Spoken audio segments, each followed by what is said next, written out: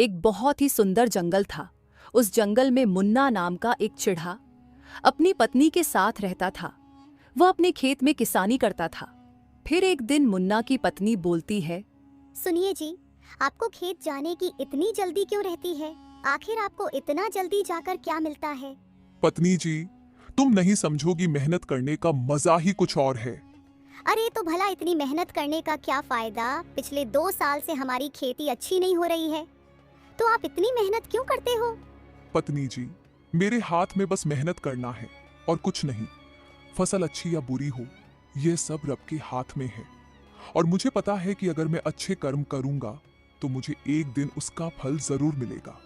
चलो पत्नी जी, अब तुम खाना लगा दो, मैं खाना खाकर काम पर जाता हूँ। मुन्ना खाना खाकर खेतों की तरफ निकल जाता है और वह खेत जाकर अपने आप से बोलता है, अगर इस बार की फसल अच्छी नहीं हुई तो मुझे लगता है कि मुझे शहर जाकर अच्छे वाले बीज लाने होंगे, पर मेरे पास पैसे तो है ही नहीं।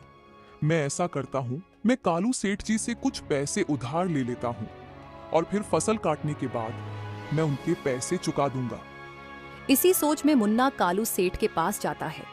सेठ जी, मुझे कुछ पैसों की जरूरत है।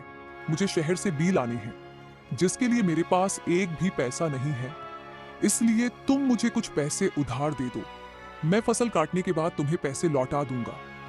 पर मुन्ना, मैं तुमको पैसे दे दूंगा, लेकिन तुम जानते हो, अगर तुमने मेरे पैसे मुझे वापस नहीं दिए तो मैं तुम्हारे साथ क्या करूंगा? ठीक है साहब, आप मुझे पैसे दे दीजिए, मैं आपके पैसे वापस लौटा दूंगा। मुन्ना, अगर तुमने मेरे पैसे नहीं लौटाए तो मैं तुम्हारा घर और तुम्हारी जमीन अपने नाम कर दूंगा और तुम कुछ भी नहीं कर पाओगे।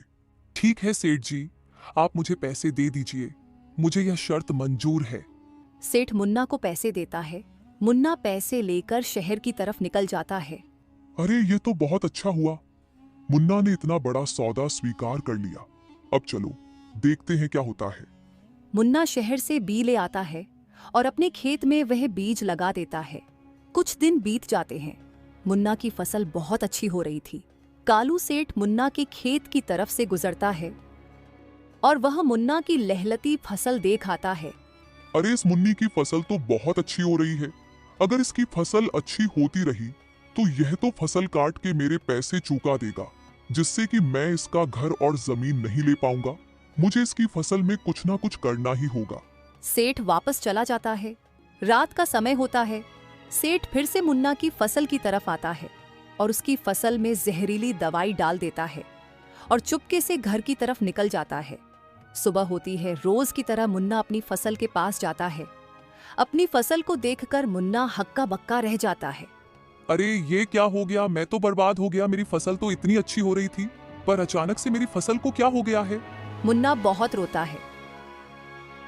अब मैं सेठ जी का पैसा वापस कैसे करूंगा। मुन्ना अपने खेत में बैठा हुआ था।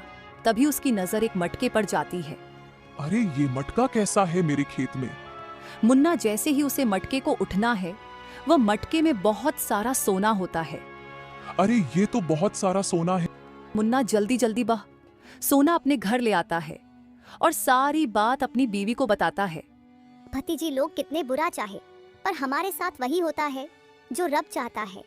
देखा, हमें कितना सारा धन मिल गया है। अब हम सेठ जी का पैसा भी लुटा देंगे और अपना काम इन पैसों से और अच्छा कर लेंगे। फिर मुन्ना कुछ पैसा लेकर सेठ के पास जाता है और सेठ को पैसे देता है। सेठ चौंक जाता है और कहता है, अरे मुन्ना, तुम्हारी फसल तो खराब हो गई थी, अब तुम्हारे पास ये पैसे कहाँ से आई? मुन्ना सारी बात सेठ को बताता है। सेठ के अरमानों पर पानी फिर रह जाता है और इधर मुन्ना अपनी जिंदगी अच्छे से बिताने लग जाता है। प्यारे दोस्तों, हमें कभी किसी का गलत नहीं सोचना चाहिए और हमेशा अच्छा ही सोचना चाहिए, क्योंकि होता वही है जो रब चाहता है। प्यारे दोस्तों, इस कहानी को लाइक, कमेंट और चैनल को सब्सक्राइब कर बिल्कुल ना भूलें। Thank you.